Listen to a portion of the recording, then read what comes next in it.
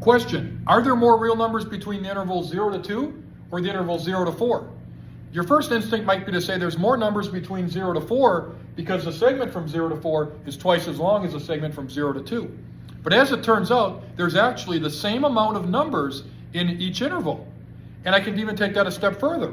If we look at all the real numbers, that is every number on the number line, there's actually the same amount of numbers in this interval, of all the real numbers, as there is in the interval 0 to 2 and the interval 0 to 4.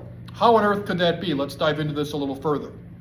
What we have to do, let's start with 0 to 2 to 0 to 4, is we have to find a bijection of numbers that goes from 0 to 2 that goes to 0 to 4. So we have to find a bijection. Now if we take the function f of x equals 2x, this is actually a bijection of numbers that goes from 0 to 2 to 0 to 4. You can take the number 0, put it in there, we get 0. Take the number 2, put it in there, we get 4. If you take the midpoint of this, which is 1, put it in there, you get 2, which is the midpoint of that. Thus, this bijection takes all the numbers from 0 to 2 and maps it to a number from 0 to 4.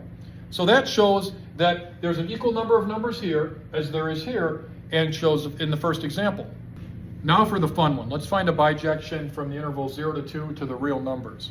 Now this bijection is kind of interesting, but our function is going to be x and x minus 2, and that's from these two numbers here, x for 0 and then x minus 2 for 2.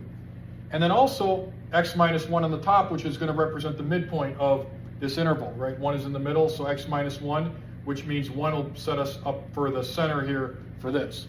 So there's your equation. Now what does this equation look like graphed? It looks like this, but remember we're only focused on 0 to 2, so we're really only focused on this portion of the graph right here in the middle. This part of the graph is really not necessary because we're going from 0 to 2, so we're starting there.